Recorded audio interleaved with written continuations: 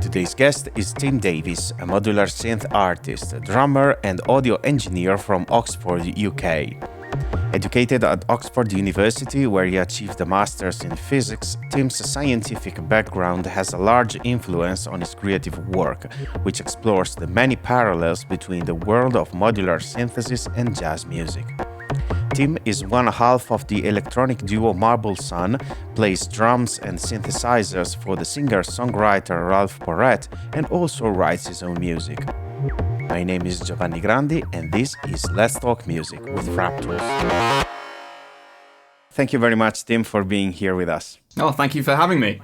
Would you like to start by telling us a bit what your musical journey has been? Where did you start from, and how did you end up with the modular synthesizer, and why? Sure. So I started making music and probably taking music really seriously when I got involved in playing jazz at school. So the trumpet was the first instrument that I really kind of felt at home on and enjoyed playing both by myself and in a big band and small jazz bands. And yeah, I just really got into that space where you really enjoy playing music with other people and kind of go, yeah, this is something I want to do, a lot. So the trumpet was really where I started, and that was my route into jazz as well. And I played all the way through university, also in a big band, and around that time I've been learning to play the drums as well, and was playing the drums in a sort of electronic jazz band too. And I think all of these things slowly started leading me towards writing my own music. And picking up modular was something I got to, I think, quite late, or perhaps later on than some people, because I've been making a lot of music in the jazz world, and playing drums, playing trumpet, doing a bit of recording, that sort of thing. And I've been really into electronic music for a while. It had been something that I'd really enjoyed listening to. I listened to a lot of it at school. People like John Hopkins and very early Floating Points and Flying Lotus and all that kind of stuff. It really got me into electronic music as something to kind of listen to, and I could see that there were all these overlaps between the jazz that I really enjoyed playing with all my friends and all the electronic music that I listened to. There was kind of these the two different genres were sort of feeding into each other, but no one was really doing both in the stuff that I was listening to. And yeah, I started with modular about 3 or 4 years ago now. It was something that I'd always been very fascinated by, but never really had the time or necessarily the money to actually get into. And it was only when COVID came around and we had 18 months, 2 years worth of lockdowns here in the UK that I had both the sort of time and resources to kind of properly sink myself into it.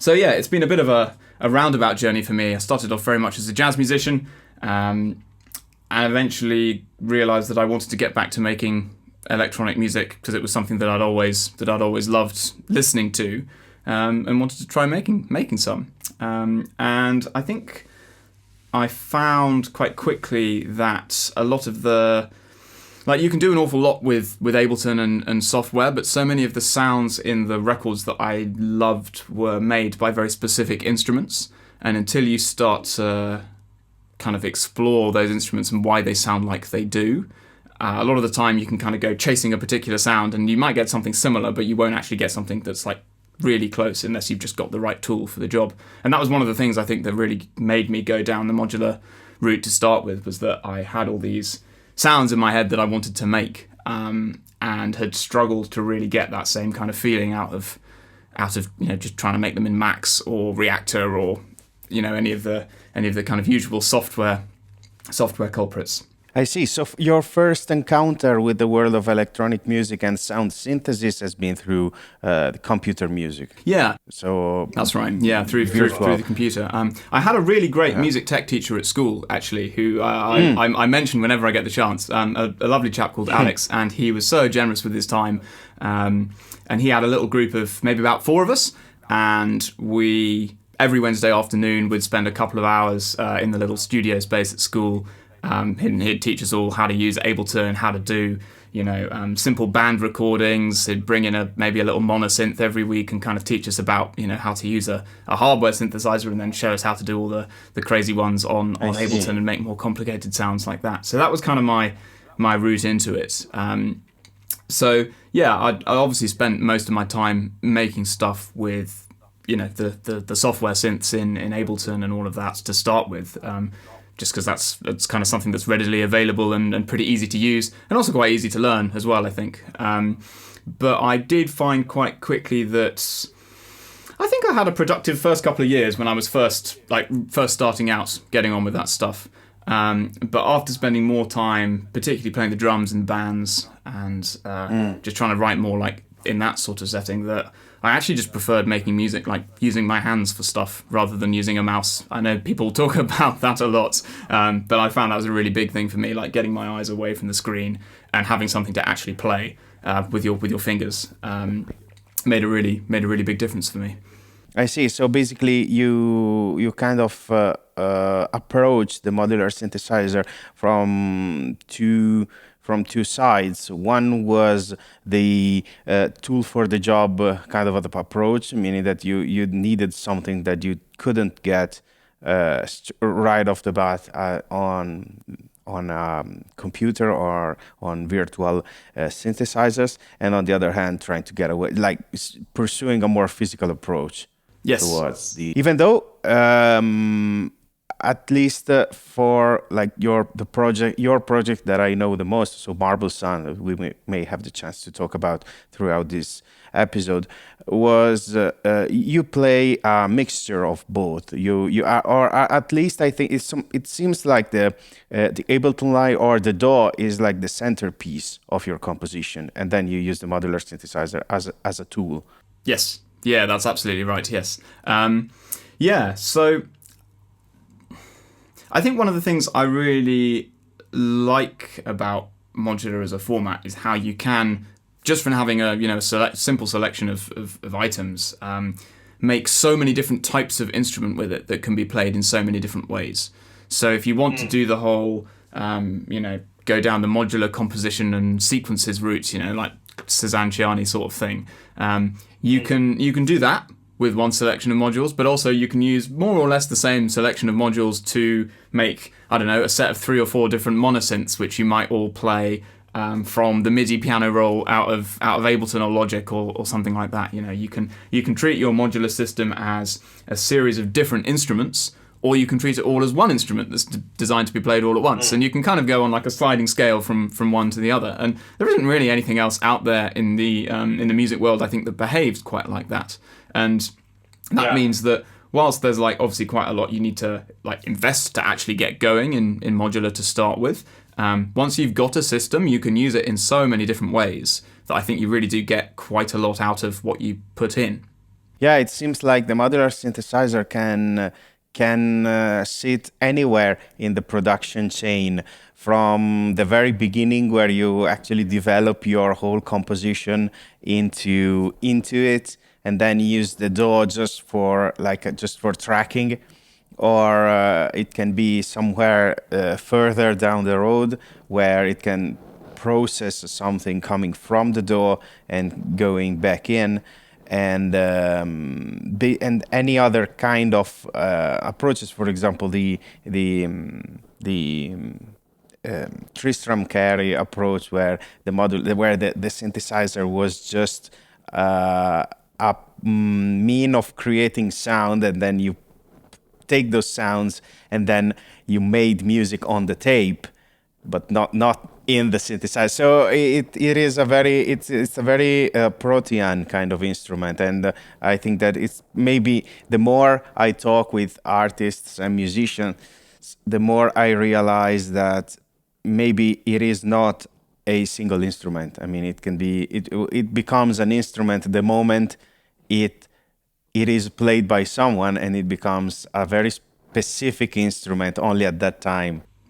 Yeah, totally. And I think, for me at the moment, I'm definitely using it more for the kind of like latest 2 stages in the chain. So rather than necessarily having the ideas at first on the modular and getting the first bits of music out of that, I'll be using it more as almost like an external plug-in, dare I say. So something to make sounds, build an instrument like one line at a time on the different arrays of modules that you've got to record lots of different sets of parts. So make a bass when you need a bass, make a lead when you need a lead, make some arpeggios or like some strange polyphonic sounds when you need those. And then I'll use it a lot in the kind of like mixing or post-production stage as well. So if you've got, I don't know, a particular set of sounds and you need to make a little transition between sections, or maybe you want to mess up some drum loops to make a few like fills or that kind of stuff, I'll use the modular as like a big effects rig, almost like having a amazing, guitar pedal board just there and ready to use. So I'll more typically at the moment use it for the last two of those sort of musical stages. I think when I first started, I definitely did a lot more of what you might call like raw idea generation on the modular, just because that's a really good thing to do when you're kind of learning how it works. But that does also always, I think, kick you into like a particular style of electronic music too, just the things that you make when you're making like on the hardware musical ideas. They always kind of fit into a certain world, I think. And I think if you want to be a bit more, what's the word? You get more versatility out of it, I think, if you don't rely on it for everything.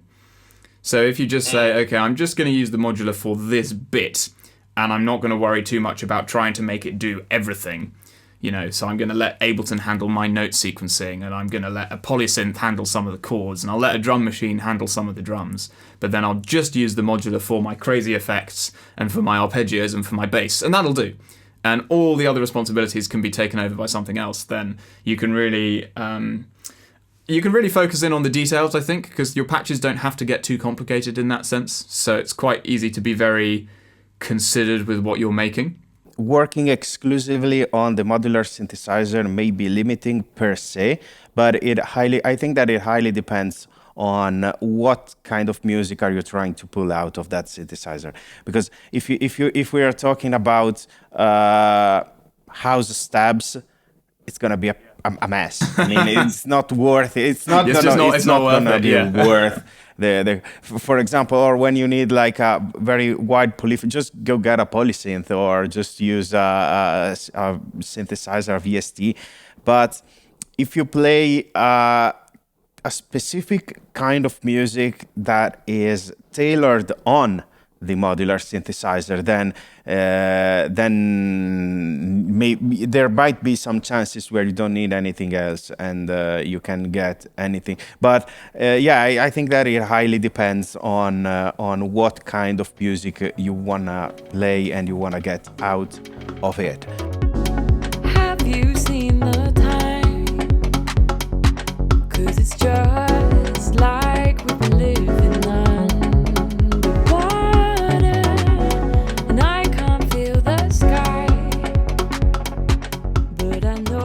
Would you like to talk about your current projects, on what you're working on, and what musical projects or bands or acts are you currently involved in? So Marble Sun is the thing that takes up the most of my creative time. It's a duo with myself and the singer Olivia Williams, and we're kind of into the space of dance music, but it's crossover a little bit with jazz influences. So it sounds very much like a dance kind of world. We've got modular drum machines, polysynths, and obviously a singer as well. But all the songwriting is very much infused with, very, very kind of strong jazz traditions, really, to the extent that you could take any of our tracks, score them out, and maybe give them to a jazz group with like an upright bassist and someone on piano and drums, and they could probably make something interesting out of it.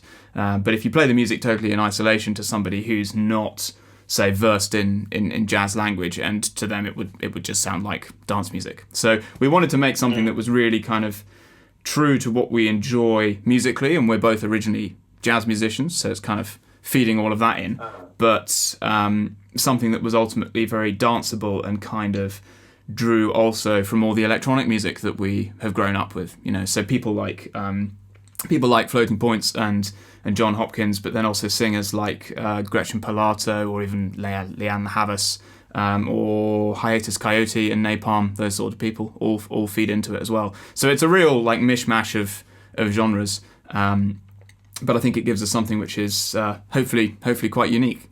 I love the fact that you're playing somewhere between jazz and pop or dance, which may sound a bit odd at first, but the more you think about it, the more you realize that you're actually going back to the very roots of jazz, where it was a dance music for like swing bands, or or it was even like pop music. Because if I think about the very first, like the Broadway shows, where you had some very clever jazz arrangements, but the music sounds so simple and so singable at the same time that I mean, if the moment you start thinking about what the core, analyzing the music, you say, okay, that's definitely jazz.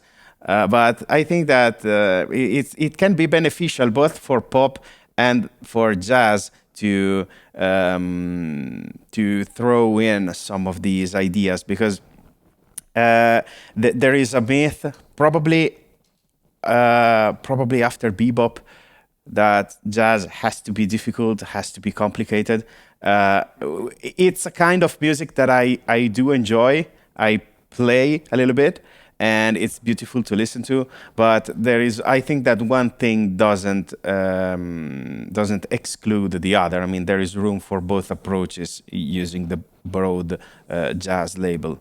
Yeah, and it's one of those genres that you kind of, the more you look for it, the more you start to see it sort of everywhere. Like its roots go really, really deep. And it's not like in electronic music, it's not rare at all. I mean, the sort of, the original like Chicago house records and stuff like that, they're all full of soul samples and Motown tracks. And those genres, again, when you take them back a few layers, basically just come from jazz. So you can draw a very straight line from the origins of jazz straight through to like what modern house music even looks like today. And also on the same, you can do a similar thing with like R&B and hip hop. So there's a real trend, I mean, at least within jazz now, of jazz bands trying to play like people like Madlib and MF Doom, who sampled jazz records originally to make their hip-hop beats. So you kind of started with jazz, and then you had hip-hop artists sampling the jazz, and now you've got jazz bands trying to play like the samplers who were sampling the jazz bands. And it's kind of done like this big old circle. And that's happening in a lot of spheres as well. Like you see certainly more contemporary jazz bands these days who are trying to play more like electronic musicians. There are a lot of great bands out there who will be using more like four on the floor style beats, or playing like jungle and drum and bass but live with all their instruments. And you've kind of got this thing where music that was traditionally made by like, I don't know, people making jungle in the 90s or whatever would make it entirely on hardware sequencers and terrible old computers. And now you'll have bands of like 4 or 5 musicians trying to play loads of synthesizers and live drum kits and like make kind of the same sounds but all live. So there's lots of things going on in the scene at the moment, I think, that's kind of really digging into this resurgence of, or the history of jazz within electronic music and how they've sort of always like flirted with each other. But I think really pulling it into a songwriting context, but trying to use, like modular and drum machines and the real tools of like big noisy electronic music, but have something that's also like, it could be a jazz ballad in terms of your songwriting stuck on top of it. I think is quite unusual, and that's something that we're really inspired by, definitely. It seems to me that to achieve a very nice blend of jazz and electronic music, you need both. You need a proficiency on both sides, because either on one person or split on 2 person, each with their own expertise. Because I was just thinking that using the jazzy chords on a traditional pop song, maybe some extended chords or some sharp 11th and stuff like that, it sounds almost as cheesy as using, I don't know, Ableton first preset on a jazz song and saying, okay, that's electronic music, Yeah, totally. It really helps that Ollie and I have both spent a lot of time, I think, making a lot of jazz together before, and have known each other for a long time, which really does help.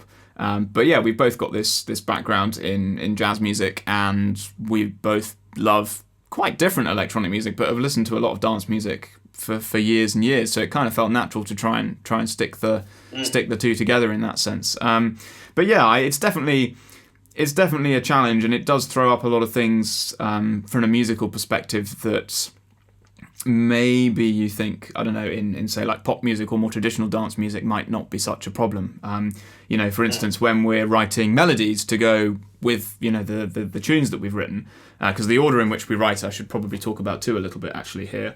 Normally what happens is we start things off on the piano, so we'll have a series of chords, like almost a bit Bach chorale-ish in how they're put together as just little blocks of harmony. And then bass and drums and a semblance of a rhythm will go on top of that. And once we've got some bass, drums and chords and like a kind of a groove really to fit the whole thing together, we'll then start putting melodies on top. So the melodies for the songs nearly always happen last, which is quite unusual from a songwriting perspective. And this brings me back to what you were talking about in terms of proficiency and whether it's difficult to work the two genres together.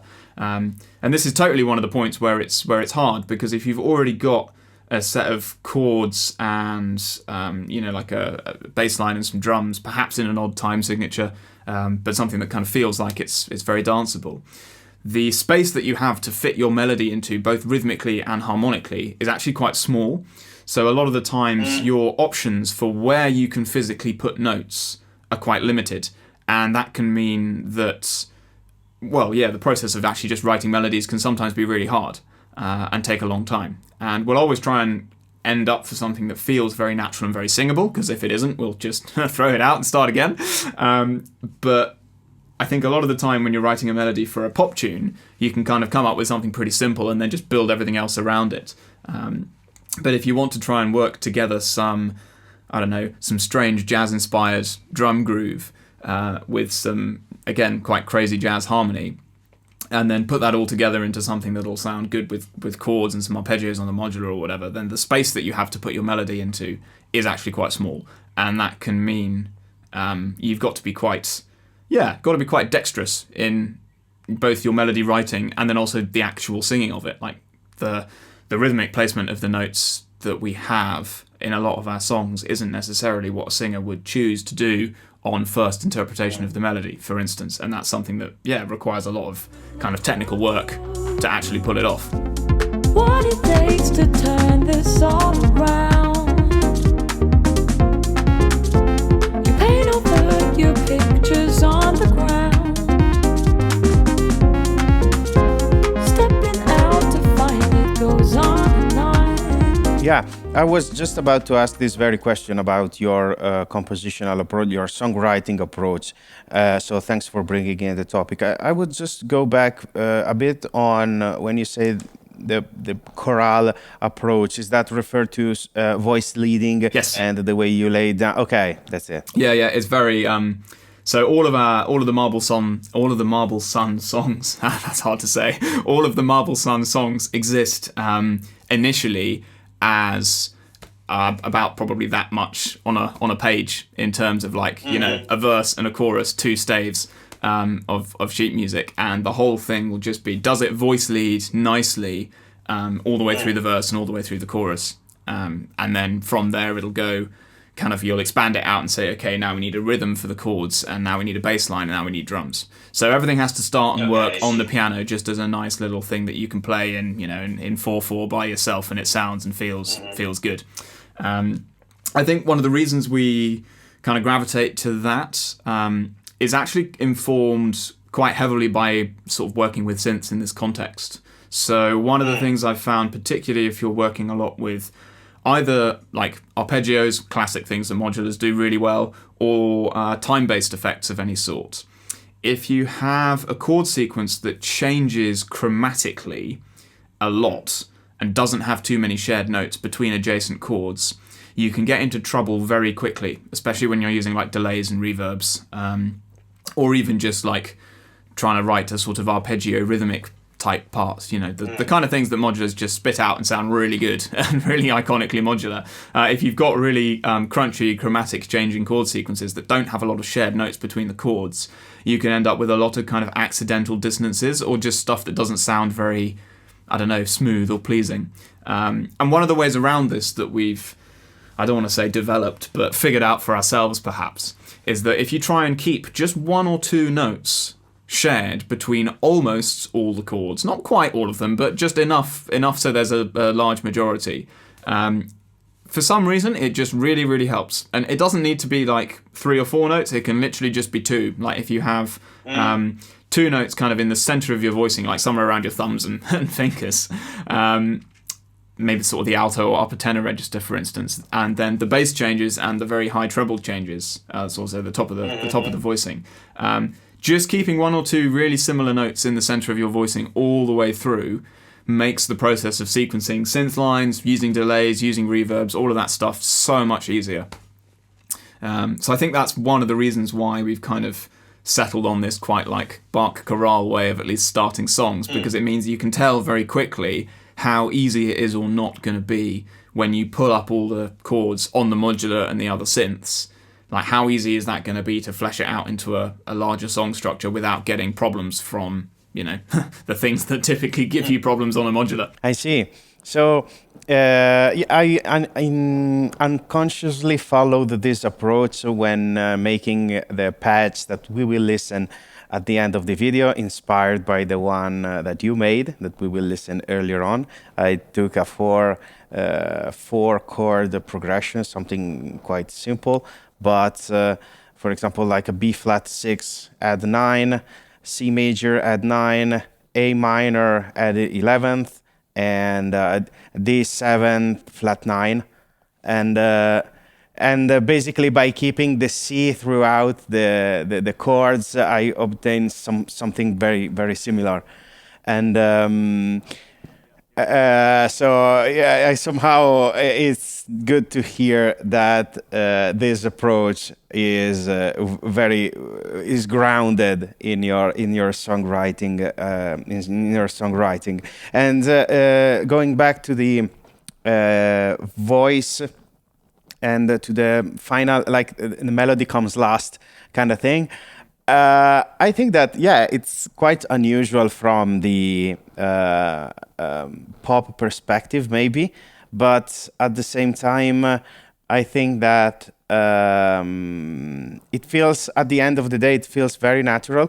Probably because of your jazz background, because I remember reading that many bebop tunes, especially Charlie Parker tunes, were actually spin-off of his solos.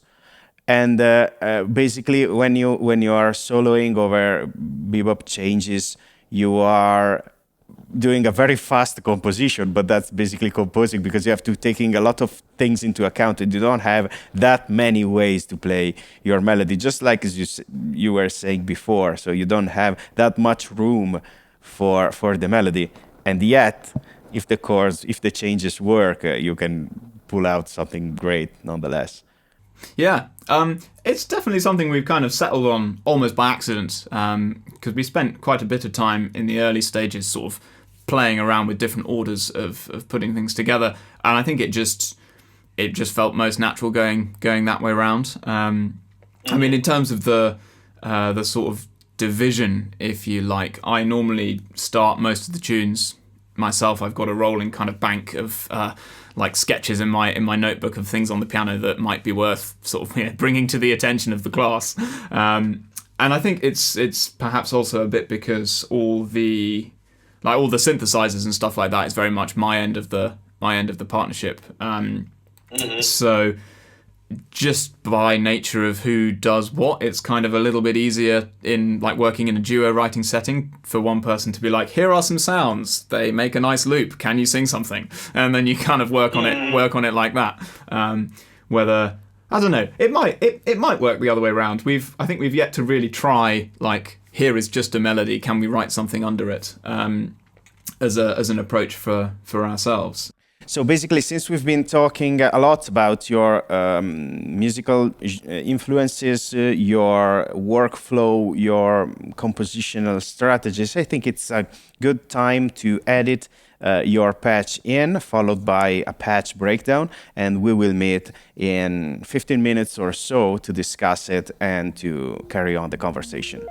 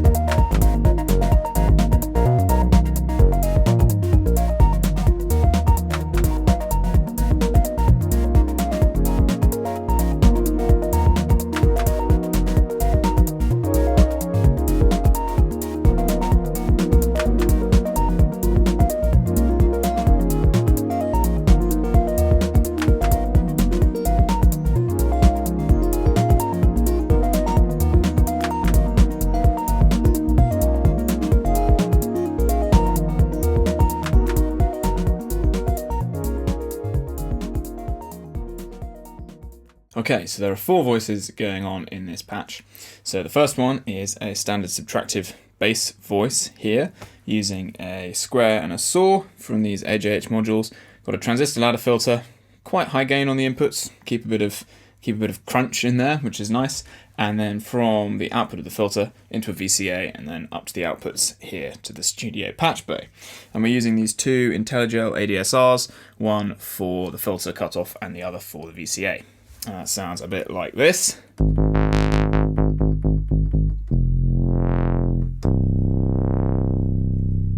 Then we've got 2 arpeggiator voices. So the first one is on the Brenso here, and we're taking the final or the wave folder output, going into the Agogo, the Jolin Labs low pass gate here, and then the output of that is going through a VCA. So I've got a little knob here for the level control of that part, and then we're taking a clean output direct into the patch bay, and this part is then split at the patch bay, and a copy is sent clean into Ableton, and another copy is sent to the Auto, BIM and BAM delay and reverb, which are just down to the left out of shot. And that sounds a bit like this. Then the second voice, doing the second arpeggiator, is down here. It's the Pittsburgh primary oscillator, and we're just taking the fragments waveform out here, and the fragments waveform is kind of like an analog bit crusher or downsampler. That takes a triangle core oscillator and basically scrunches it up a little bit, kind of a cross between a bit crusher and a wave folder to my ears. But that's going through the Polaris filter, and then from the output of the filter we're going into the VCA, and then up here to channel 2 on the Verbus mixer, and that sounds a little bit like this. You can kind of hear that downsampling going on there.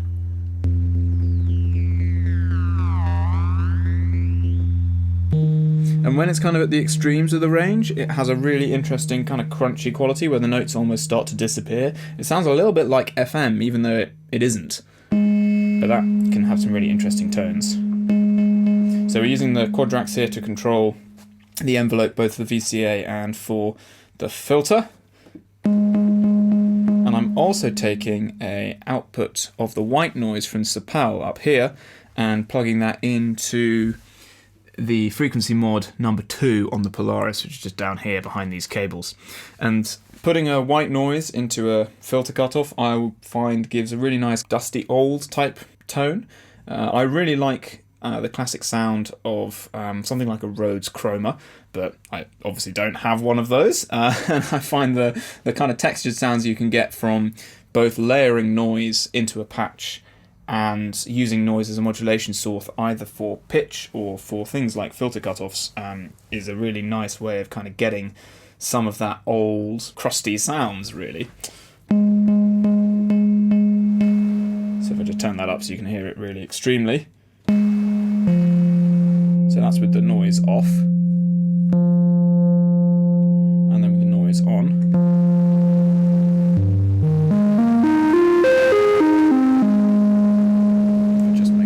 Subtle in the middle.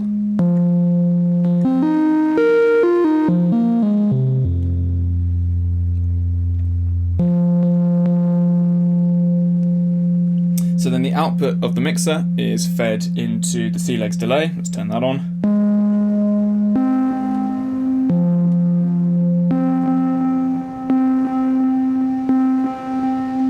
So we've got yet another opportunity to add some more noise using the colour and also the direct noise control here on the delay.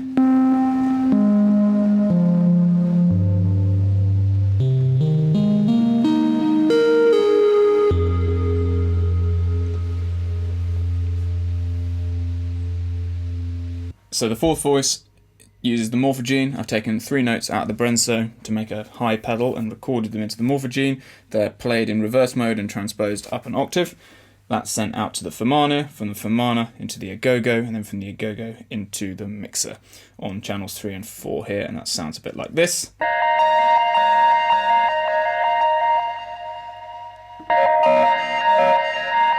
And I modulate the center position here of these filter bands. So the Agogo here has a really nice feature where you can kind of send in 1 or 2 envelopes and then split them between all the different channels. So we've got quite a few different voices coming in here. We've got the main arp from the Brenso. We've also got the high pedal part from the Morphogene into the Fumana. Then there's also a blue noise from Sapel coming in on a separate channel. And all of those parts share the same envelope, which is channel 1 on the Falistri up here. So when I adjust the decay up here, the decay of the white noise hi-hat type part, the Morphogene pedal part, and the main Brenso voice all change together, even though the Brenso is being sent clean out separately on the mixer, but the Fumana and the Morphogene and the hi-hat parts are all being blended together, as well as the primary oscillator is being blended in here too, all going through this delay. So this one envelope is kind of controlling two different parts of the signal path at the same time. So then this envelope is modulated, and that brings us on kind of to the modulation and the control of the whole patch. So there's 3 different sequences running, although they're all relatively fairly similar, and there's also a little bit of random modulation I'm using up here from Sapel. So these 2 8-channel sequences, one of them is being malted up here, the other one isn't. That's controlling a variety of parameters. The main one really is the decay time up here on the Falistri, and that's being split between the Brenso voice, the hi-hat blue noise, and the envelope controlling the Morphogene. So that's all going into the agogo there. So that's being controlled by one of these sequencers down here. Then we're also sending one of the sequencer channels out to control the modulation amount on the sort of VCA up here on the Brenso as well. So that makes the Brenso brighter and gnarlier and all of those nice things as well. But it's relatively subtle, so none of these are turned up too high. I'm using a little bit of amplitude modulation, a little bit of frequency modulation, but the wavefolder is kept fairly quiet down at the bottom. Then there's a bit of random. I'm using the 2 to the N and the N+1 outputs as well. One of them's going into the frequency mod and mount. So I'm using a combination of basically these repeatable sequences and also a little bit of random motion as well, just to breathe a bit of life into the patch. And I find it's quite useful to keep a small number of sequences but split them into different places. So instead of having lots of different modulation channels that go to lots of different places, you just have 1 or 2 channels of modulation that you split to several different places, but then all of those voices end up going in different directions themselves. And I find that helps to keep things quite lively but also audible, because if you have too many different sources of changes all happening at the same time, it can kind of descend into chaos very quickly. So I find this helps keep things nice and lively and dynamic, but also a little bit easier to control too. So one of the other things we should talk about is the way that this whole system is clocked and how the sequencing works. So the sequencing is all done from Ableton. Everything has its own MIDI channel. There's a MIDI channel for the bass. There's 2 MIDI channels for the 2 arpeggiators. There's also a separate MIDI channel running all the clock signals. So all of the parts are very swung. It's about 53-54% swing, I think, and quite a bit of sort of by hand adjustment of the notes as well. If you want to have a kind of per step timbre variation, so as you move along each one of these different steps, say a parameter like the wavefolder or the FM amount or the amplitude amount or maybe the envelope decay, if you want one of those to change and have a different value for each of the different notes in the sequence, but the sequence is swung, you need to make sure that the sequencer itself advances following the same kind of groove as the part. Otherwise, the envelopes and the kind of timbral modulations will start to clash and the whole thing will sound a bit jarring and messy. So there's a dedicated clock channel in Ableton which keeps Sapel, the 5-stage sequencer, and the 2 8-channel sequencers here. They're both clocked independently from that swung clock channel in Ableton. And then all the notes trigger the different envelopes. The thing that struck me the most about your patch was your suggestion of using few modulations but spread over many destinations, over many voices, maybe to glue everything together. That was very clever, and I think that it also helps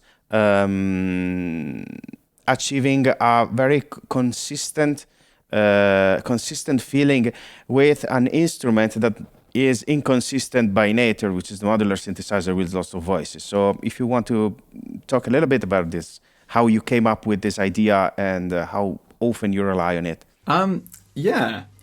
So how I came up with it, I think in part, it's just due to the limitations of the system I'm working with at the moment, which is quite a classic thing.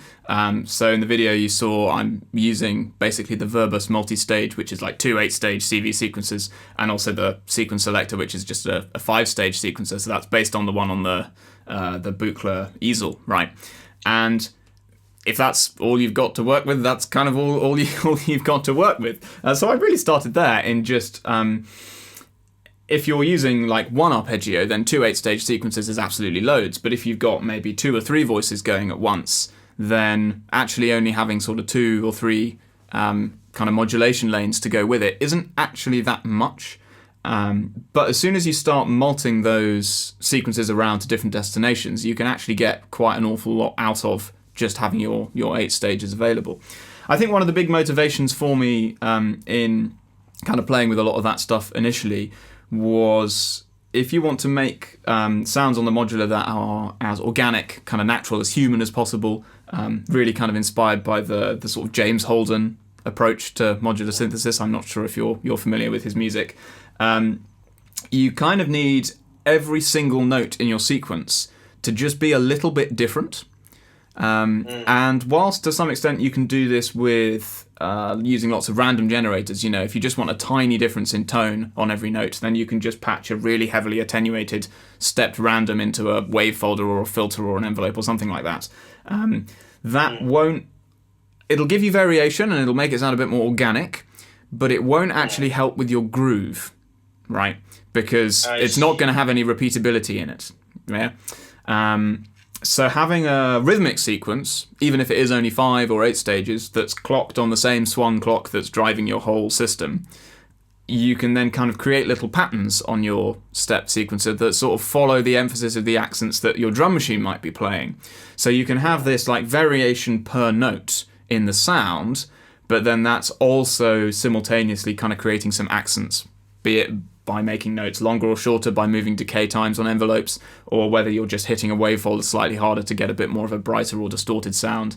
So you're kind of trying to match the groove of the drum machine by creating a groove within the synthesizer, both by using a swung clock and by using these kind of like timbre, if you like, modulations from the 2 lanes. And if you start doing that, I think this is where the limitation builds back in. If you've got like 4 or 5 lanes of modulation all doing that, you're basically just going to end up with something different happening all the time. And if something different is happening all the time, then it's just going to also sound kind of the same, right? You're not going to get a really clear accent structure coming out if you've got an accented note on every note, right? You need that kind of variation to happen at really like repeatable points in your modulation lane. So actually, if you just take 2, say, 8-step CV sequences and you send them out to lots of different places within the patch, you can control really key things, say like envelope decay time, that will give you a nice long note at the right point in the sequence, or like a wave folder amount. That's something that's really quite clearly audible as well. But if you mult it into lots of different places that are perhaps a bit more subtle, like maybe a little bit of noise coming into the filter cutoff, you might be controlling that with the VCA, or maybe you're just introducing a tiny bit of FM on the FM index, just to like slightly bend the note a little bit or make it a bit more gnarly or a bit out of tune, any of those things.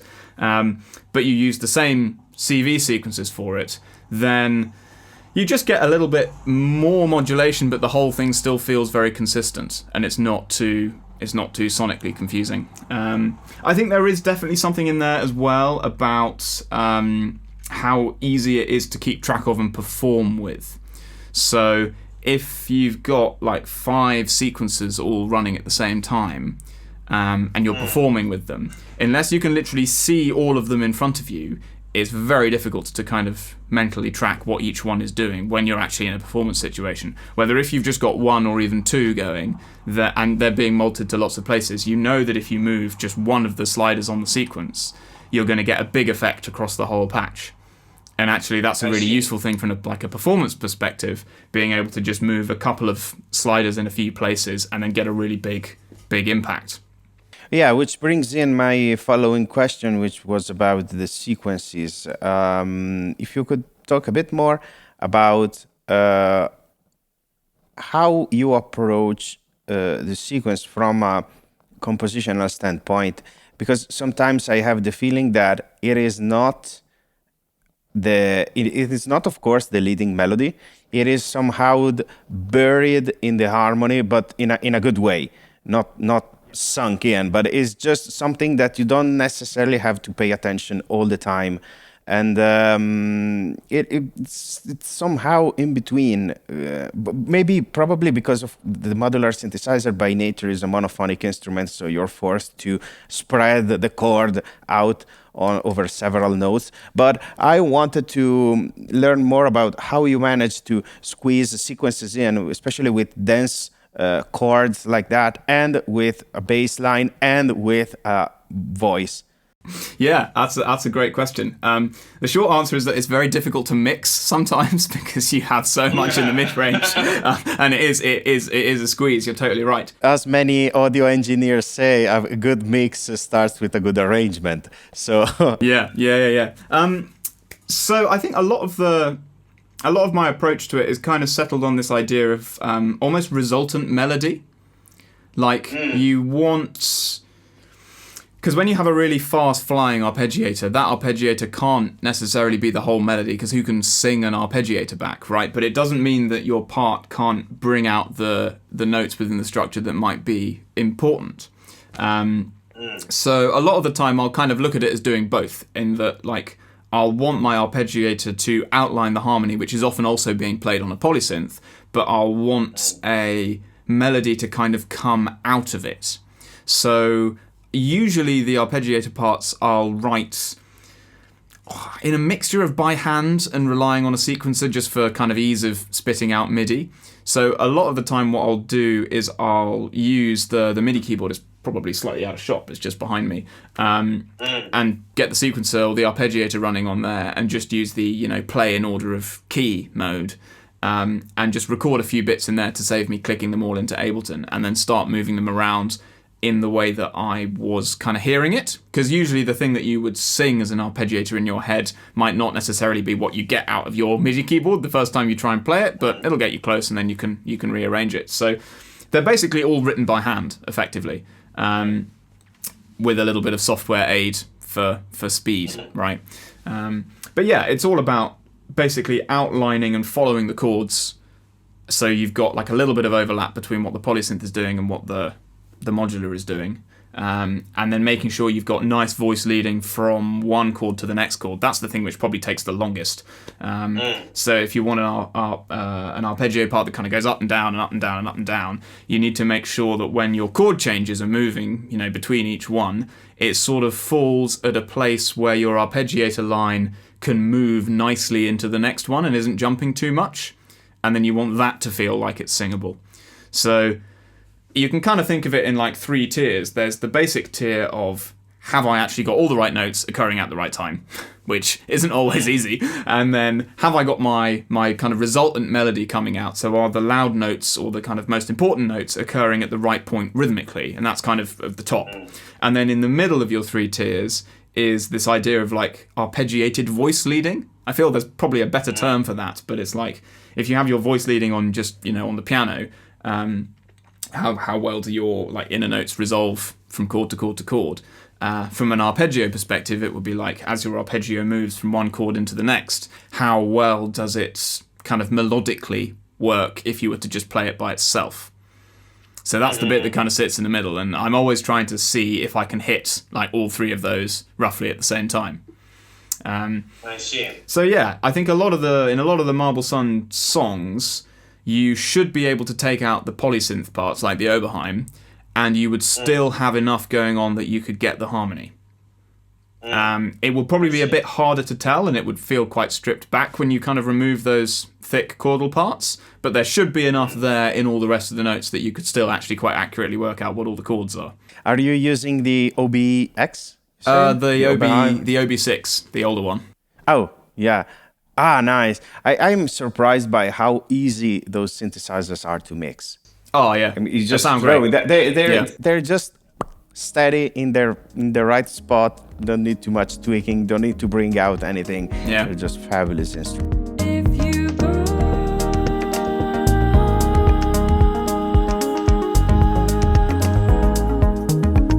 you know it doesn't matter. You'll just grow.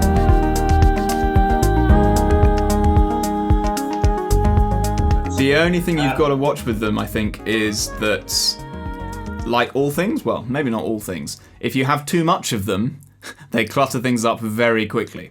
So it's like the Oberheim will sound absolutely amazing by itself, but as soon as you put it with like 7 other parts, you're going to have an absolute mess in the lower mids just because there's so much going on there. So it's one of those things where like it really rewards discipline. Like if you can make one patch that sounds really good and put one really simple bass and like a kick drum with it, it'll sound stunning. But as soon as you put like 5 layers of arpeggios on top of it and loads of effects and then some vocals, it's just, you're going to be carving EQ for weeks to try and make it all fit together. But yeah, it's I love it. It's such an inspiring instrument. Like it just sounds great and characterful, like right off the bat, which I think is almost all you can ask for, really. You know, it's not the most versatile synthesizer in the world. I don't think that's a particularly controversial statement, but it sounds so like interesting immediately. You know, it's only got one LFO. You can't map it to all the places you might want to possibly map it to, you know. Doesn't have polyphonic aftertouch or any of these other things that, you know, you might be interested in, but the filter sounds great, the raw oscillators sound really nice, and it just has this great, like, warm character to it. I feel warm should be like a musical swear word, but it really does. No, yeah. But I think that having an instrument that is capable of getting your attention without juggling or making weird stuff, it's something really valuable for a musician. I've been at Superboot, I've been trying many keyboard synths, and there is this tendency, which I completely understand, to throw in the most fabulous presets at the beginning, and you listen to them and you say, wow, but then you think about where can I use this effectively in a professional musical environment. I mean, and I know, of course, that some presets there are several degrees of presets and several purposes also for some presets, but it's nice when a musical instrument, and especially a synthesizer, is capable of getting your attention even with just a plain sawtooth and an open filter. That's something really, really invaluable. But going back to the sequences topic, the sequencers you have on board on your modular synthesizer, do they play also melodies sometimes, or you use them just for controlling voltages? Yeah, okay. It's control voltages always. I mean, you can... Okay. So neither of them are quantized. They're both unquantized sequencers. You could feed them through a quantizer. I know you can do that, but the nature of the music that we write, and this is something that I should probably talk about because we've kind of alluded to it quite a lot. If you're changing chords quite, using big extended jazz chords, and you're changing your harmony and therefore your key center quite quickly, and you're also potentially working in something which isn't 4/4, or at least you might have a 4/4 regular structure, but then insert a bar of 2/4 every so many bars. That's something we do quite a lot.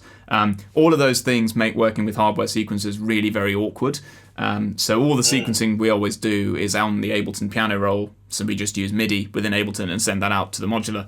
So that means the modular is kind of responsible for the sort of tone modulation, if you like, but the actual note information is all MIDI clips within Ableton, and kind of has to be for this sort of thing, I think.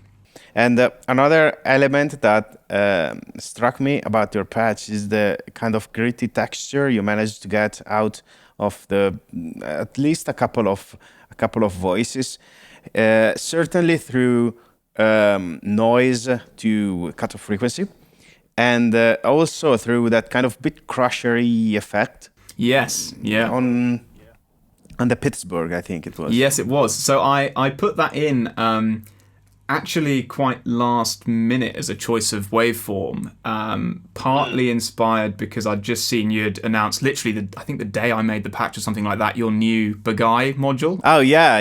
That's got a bit crusher on it, yeah. And I was like, oh, I've kind of got one of those. So you could probably make a very similar thing if you wanted to by taking like a triangle core and just feeding it through a bit crusher and like just modulating it a little bit. But yeah, for me, I use the Pittsburgh primary oscillator, which actually just has an analog downsampler built into it. I'm not quite sure how they've done the circuit, but it has something called the fragments output, which I think is a triangle. It's a switchable sine or triangle core, which you feed into a downsampler, and it's just an analog bit crush basically, and just a tiny bit, which I'm modulating the amount of, again, with one of the sequence mults.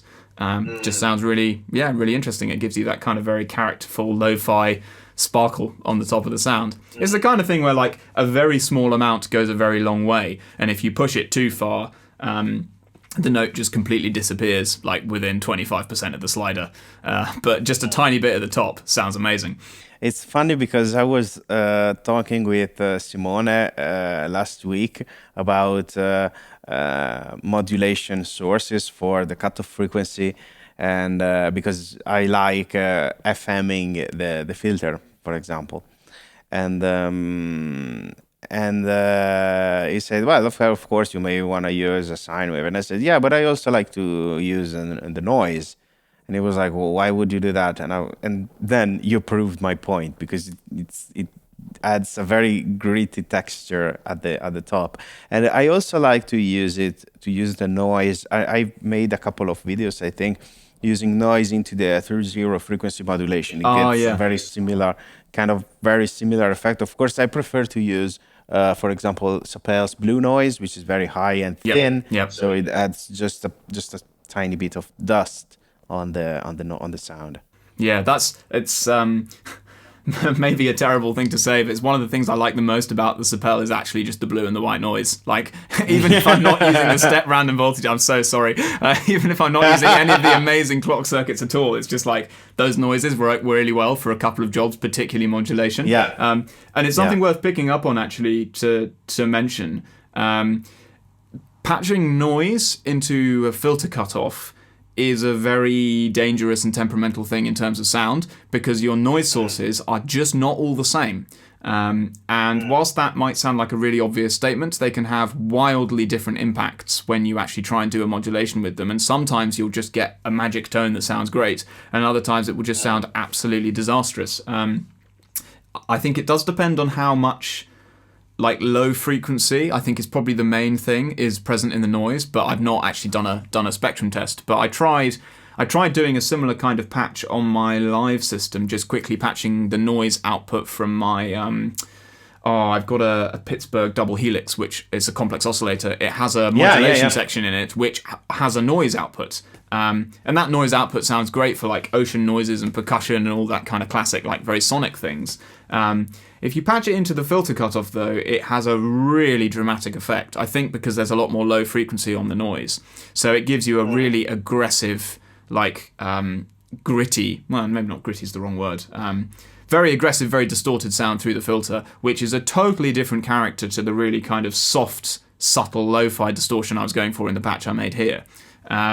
So just because you have a noise source and a filter doesn't mean when you put two and two together you're going to get the same type of modulation on the output. Like, it's really dependent on what that noise source actually sounds like. Yeah, I agree.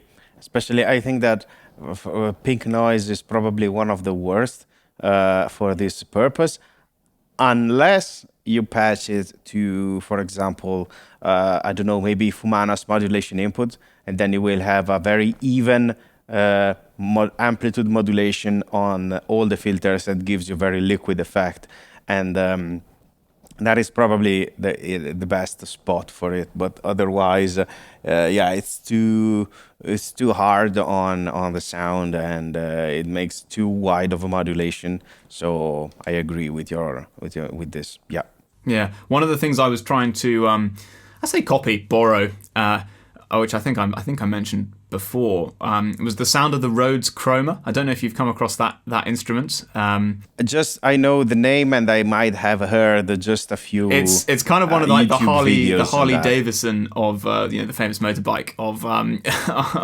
synthesizers. In that, like, basically none of them exist. They're huge and they're impossible to maintain, and they're incredibly expensive. They do sound amazing, and I mean, that's such a characterful, sort of gorgeous, soft sound, like Floating Points and I think Matthew Johnson are two of the people who most famously use them. But yeah, it's a really, really difficult sound to emulate, and when you hear it, you just kind of know that it's one of those. And I think one of the things it gets so like nicely is that characterful, like, noisy distortion, which I think is in part I don't even know if it's a mapped filter with a noise modulation, or if it's a gritty sounding output and the modulation just sounds really noisy. I have no idea. But I know you can kind of copy the sound by basically trying to introduce noise at several stages in the patch, whether it's patching a little bit of noise into the actual pitch, really heavily attenuated, of course, but just to give you a little bit of like actual instability in the oscillator kind of tone itself. Or then patching a bit more noise into the filter cutoff, and then putting a bit more noise actually into the audio path itself through a filter and then a VCA. And then if you mix all three of those things together, you can get a really like dusty, lo-fi, crunchy, like, vintage 80s analog digital mixed together sounds. You know the thing I'm talking about, right? You can get that before you've even hit any effects. You haven't even pulled out your tape delay or your lexicon or whatever, and you're still just coming out of the synthesizer completely clean, but you can introduce a lot of that kind of like failing of the circuits, if you like, just by using noise and careful modulation up front with the instrument, which is, again, like something I really love about modular, is that you have the flexibility to do this. You can't take on the Oberheim you can patch the noise, I think, you can patch it to the frequency of the oscillator core and to the filter, but if you do that, you lose your LFO, because the thing that provides the noise modulation is the LFO tool, so you can't have both. I see. So you can kind of get like some of the sounds, but as soon as you do that, you lose one of the other elements. So yeah, being able to kind of stick all of that together in modular is something that I always like trying to do, is like how, you have this really iconic tone that you really love in your head, and you think, okay, well, why does this work? How close can I get to it with the tools that I have? And sometimes it'll work and sometimes it won't. There are some things that you just can't emulate without the right bits of kit. Like, I don't know, a Moog bass. If you don't have a ladder filter, you don't stand a chance. Like, you might be able to make a nice crunchy bass tone. It's not going to sound like a Moog unless you've got the right filter. But you can still learn an awful lot from trying to like imitate those sounds and then copy why they work. So even if you can't make a Rhodes chroma on a modular, well, it's not polyphonic for a start. You're only going to be able to make one note at a time. But like trying to identify what it is about that sound that you're so excited by or that you really like, and then think, okay, how can I recreate that with the tools that I have? Actually having something physical in front of you that you can just sort of patch up, I think is a really nice kind of learning exercise, and you can pull a lot of your own techniques out of, I think, processes like that. Yeah, I agree. Absolutely agree. I've been doing many videos on the YouTube channel trying to get as close as possible to different sounds with only the Frap Tools setup, which is something that I wouldn't recommend to anybody, at least at least sound-wise, because it's just not worth the hassle. But it is worth it, not to get that sound, but to get to know your gear better. And to go to better understand how your gear works, and also how the sounds themselves work. Because if you had like infinite instruments at your fingertips, I don't think that you would learn as much sound design as with a limited gear that purposely cannot get there. Yeah, I think the limitations are definitely important. It's yet another one of the things I love about my modular synth, is that, like, whilst on the one hand you can do basically anything with it, by the nature of its format, it also feels like it's limited. You only have so many voices, you only have so many LFOs, you only have so many envelopes, but at the same time, it's more than enough such that the limitation always feels like your own knowledge, which is it's a great thing. And I love that you can kind of build any instrument that you need on it, but also at the same time, it's not as overwhelming as just opening up Massive or Serum or something like that and literally having a million modulation options to work with in a completely blank sonic slate. Yeah, I think that working with a limited number of items gives you the unique chance of learning the importance of their relationships, which can be almost infinite, or at least way more than what it seems at first. So it's a sort of network, kind of a network effect, and the fact that you expand your gear by just observing their internal relationships. Yeah, and I think it definitely helps with like sonic consistency as well, or like if you have a consistent palette across tracks, you don't actually have to work anywhere near as hard to have a sound. And I think modular does totally help with that, because your combination of modules that you pick, the chances of anyone else having a very shared thing to that is pretty low for a start. But then once you start to add your own musical voice on top of that, you'll get a really distinctive and unique sound to you based on, you know, your musicality and what you want to write, how you then interface with the modular system that you've built, and then maybe the other instruments that play into that too. And then what those choices of modules actually are. So just by using, you know, the same couple of oscillators for the bass voices and the same polysynth and the same drum machine and the same, you know, kind of oscillators and filters and everything for the lead lines, like the Marble Sun stuff now has developed quite a nice sonic consistency, even though the way that we've built the tracks, like for each song, has felt completely different and has used loads of different things, but actually the kind of overall sonic aesthetic is really quite similar because we've only been using these, you know, 3 or 4 instruments throughout the whole process. And that's something I think I only realised once we'd kind of written quite a few songs. I only kind of started to see this emerge, but was pleasantly very surprised by it. Yeah, speaking of Marble Sun, we've been listening to some snippets of Marble Sun throughout this interview, and there is also recently published record, right? That I will link into the episode description. Yeah, thank you. There's maybe one other Frap Tools related thing to mention. The tune Sunflower, which is the title track for the EP, that is very heavily the Fumana. And notably, I think you did a tutorial on using the Fumana as a vocoder at one point. Yeah. I watched that ages ago. Great video, thank you. But it was the combination of that and there's a Floating Points track that came out really recently where he, like, the main sound for the whole thing is literally the Nord vocoder plugin, and he's just feeding his drum machine through it. And I saw that and the Fumana that I have right behind me, and I knew that I'd seen your video about using the Fumana as a vocoder, and I was like, oh, I can do that. So I did. And I tried it, and I was like, oh, this is nice. This sounds great. So the main sound on, you can hear it really clearly in the intro of Sunflower, and it's kind of going all through the track, is chords from the Oberheim going into the main input, and then the drum machine output from the analog rhythm going into the modulation. And I think that's it. I don't think I even bothered with any CV sequences or anything. I think it literally is just those two things, and that makes the little, like, drummy vocoder sound that you hear right at the start of the tune. See, what surprised me about the modular synthesizer as an instrument is that even though a module can have a very distinct timbre, very distinct audio quality, it sounds different with every musician that I've listened. I mean, I never hear Fumana sound the same on two patches. But actually, speaking of vocoding, I'm very glad that you use it with drums. I sometimes use it with a live drummer, with a jazz drummer myself.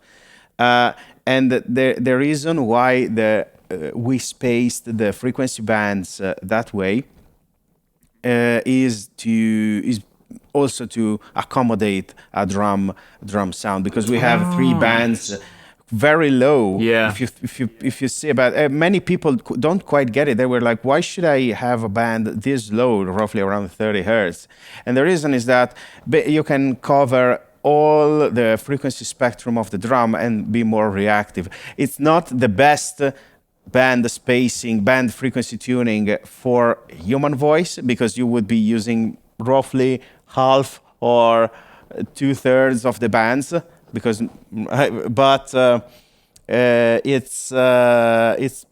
it's perfect for drums and drum machines. Yeah.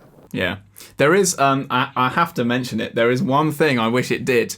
The little envelope controls on the bottom left corner where you can, like, shorten them up and lengthen them.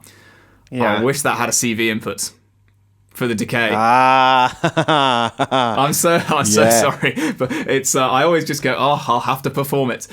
But because that's setting, like, the envelope response to the circuit that you're following, right?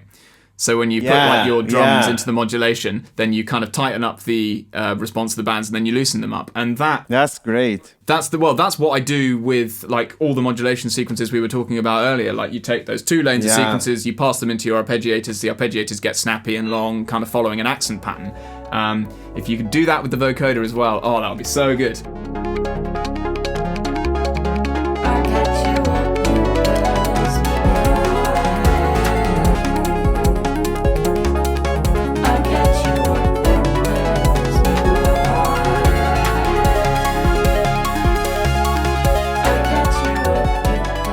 That's an excellent remark, actually, which basically almost it is perfect to bring in the final questions of this podcast, which is if you could pick the next, the future upcoming Frap Tools module, what would it be and why? So much pressure.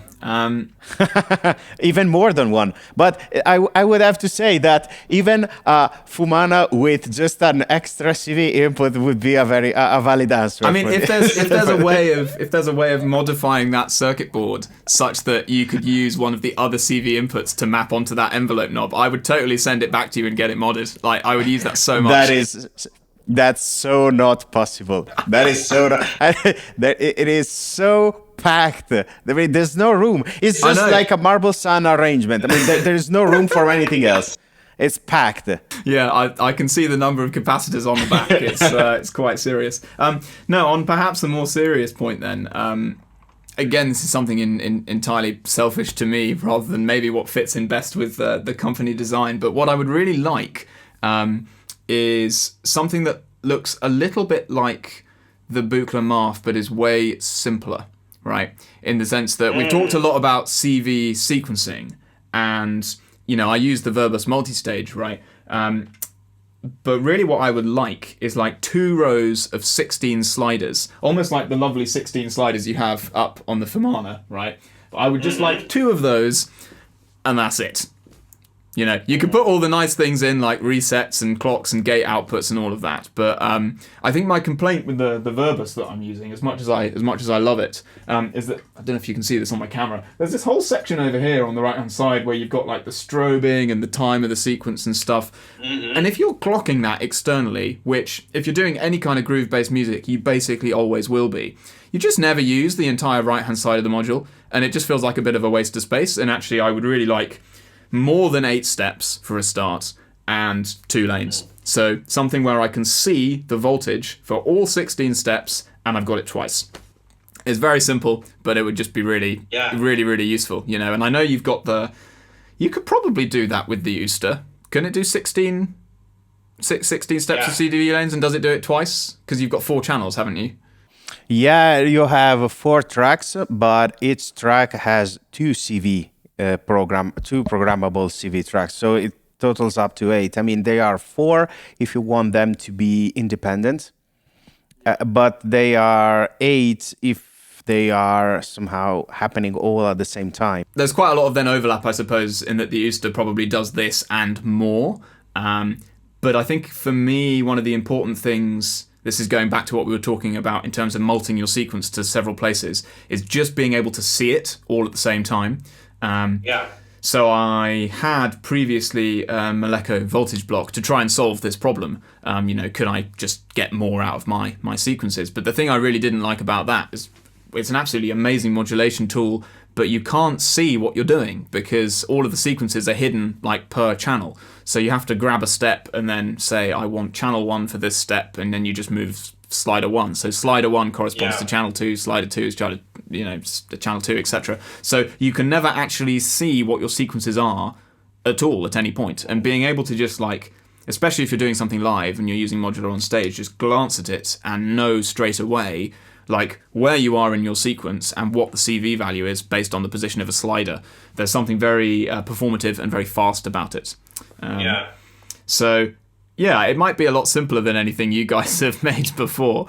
Yeah, especially, but I think that there might be some. I mean, the Marf was an incredible instrument. The more I think about it, I try to learn it, and every time I say, "Okay, I got it," and then I see somebody using it for a completely different purpose, and I know, okay, I didn't understand either. I think it's an instrument that is very hard, probably one of the hardest module to learn on paper. I think that you must have it. You must have it under your hands, and I think that 2 people in the world can do that. Yeah, probably. Pretty much. I think that's so. probably one of the reasons that like nobody's really reissued it. You know, there's a couple of people out there that make clones, but yeah, there's a whole threads on Modwiggler of like, guys, what can I do instead of a Marth, or who makes these anymore? You know, and it's not that.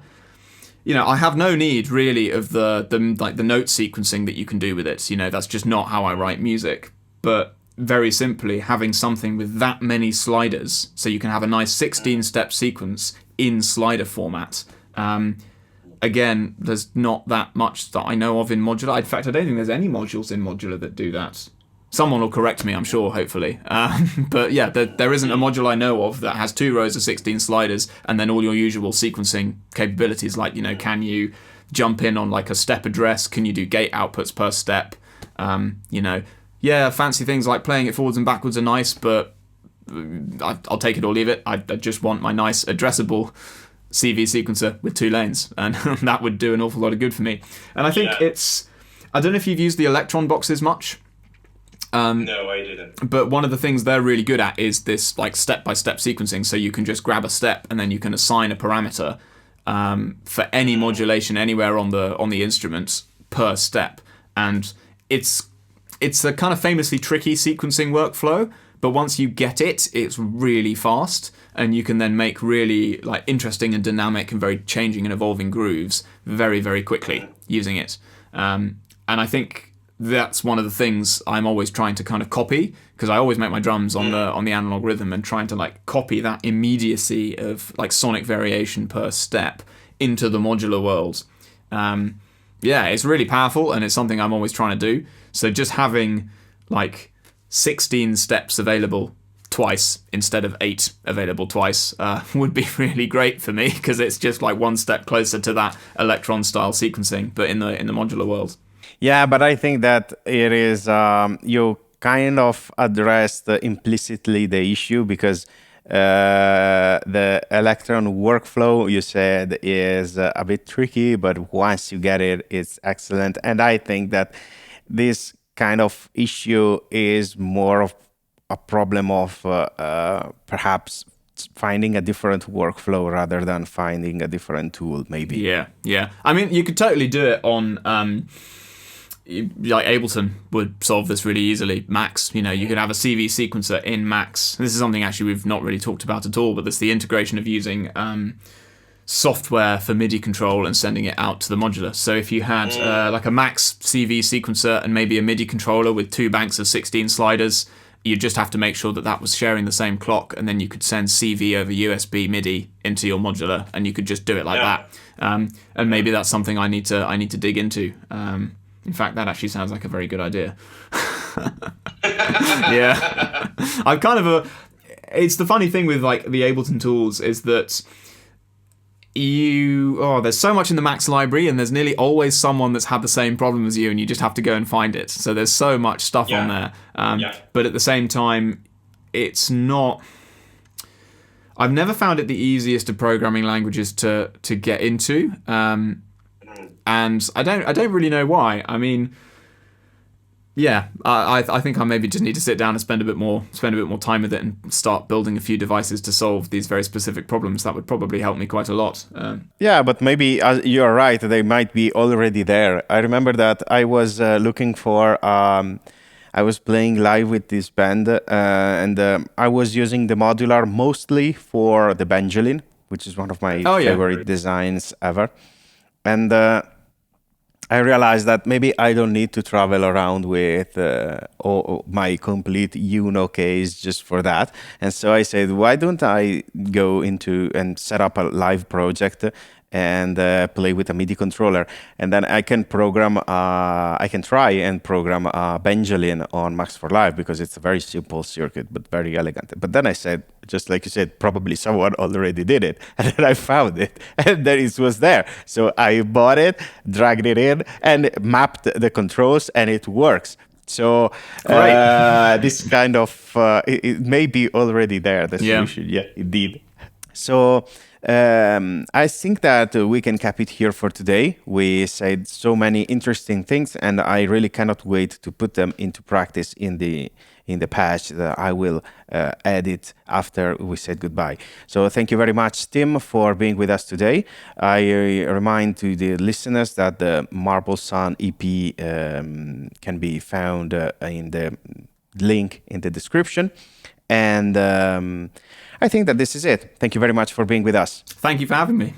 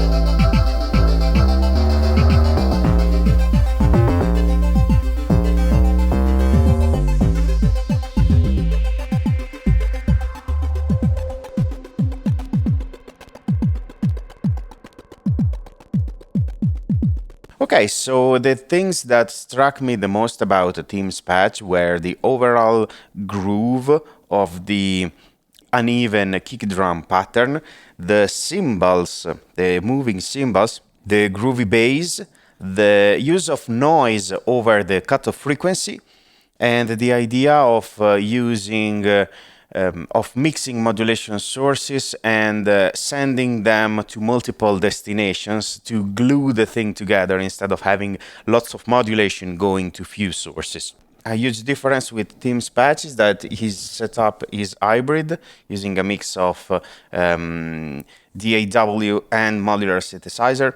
I prefer to, and also other outboard. I choose to keep everything mostly in the box, just for an experiment and a challenge to myself. So I programmed a kick drum on this channel, and I obtained the kick drum by using a series of gates on the Usta sequencer to trigger an envelope on Falistri, highly exponential. This envelope goes to the exponential frequency modulation input of the BrainSauce green generator, and it is tuned very low. I am patching the sine wave straight to the CGM, and if I increase the amount of FM, I will have a more higher starting point of my kick. I can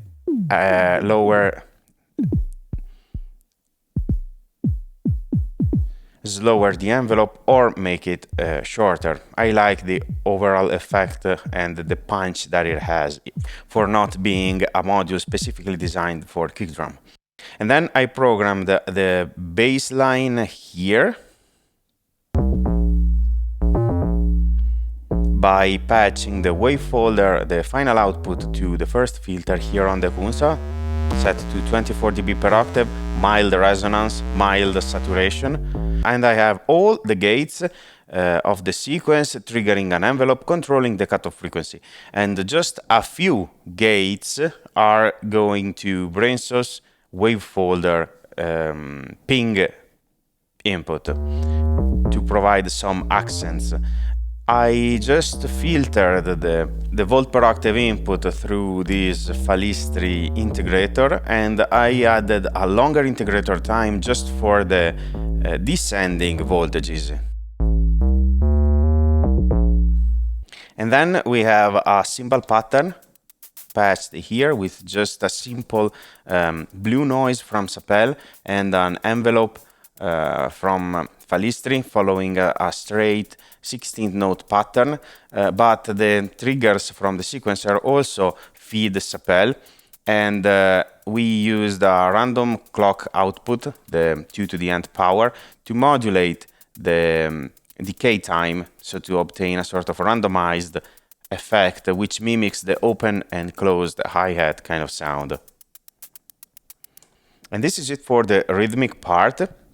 Another thing that I enjoyed about Tim's patch was the use of uneven sequences, so in a sort of polymetric fashion, and the use of the overall gritty texture of some of his sounds. So I choose to play with a contrast to the bass line, which is very smooth and very round, and add some grit to the leads, which sound like this.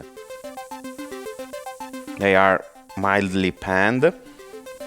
Let us start from this one. This lead has an 8-step sequence, and I am using the sine wave from the Brainstorm going to the second filter of the Kunsa, which I set in a sort of low pass gate behavior, so 12 dB per octave, and combo mode, so the strikes coming from Usta will ping it and reduce both the cutoff frequency and the amplitude. I then took the filter output and patched it into Bagai, which is working at audio rate, with a randomized downsampling and bit crushing effect.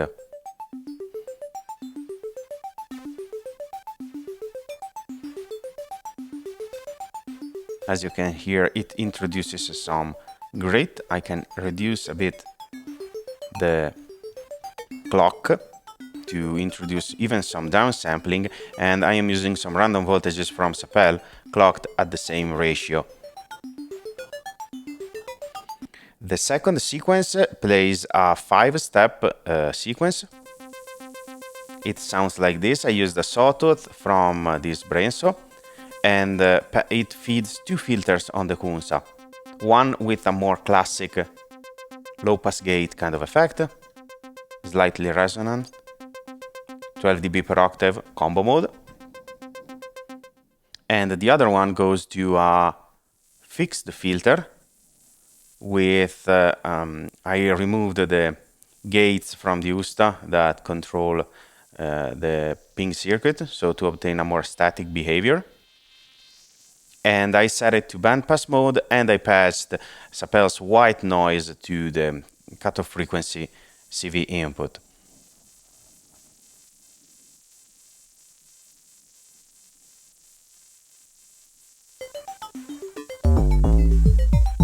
If I play everything together and add some effects, like delay and reverb, it will sound like this.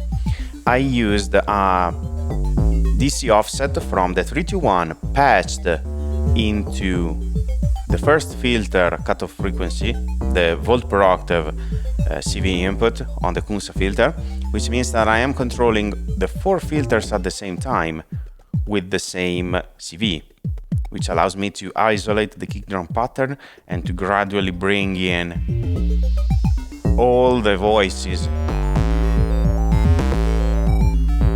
by just rotating one knob.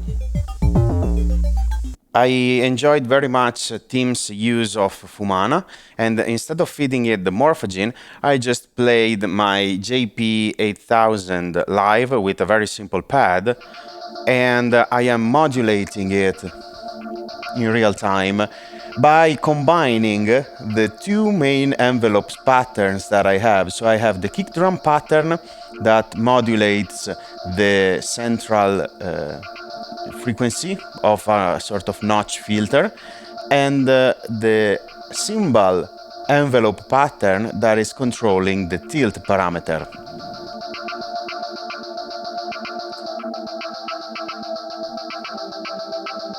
And so I have been able to use Fumana and to retain Tim's idea of using fewer sources but patched to many destinations to glue the patch together. I hope you enjoyed this patch and this episode. If you have any questions, feel free to discuss them on our Discord server, which I will link in the episode description. My name is Giovanni Grandi, and this was Let's Talk Music with Frap Tools.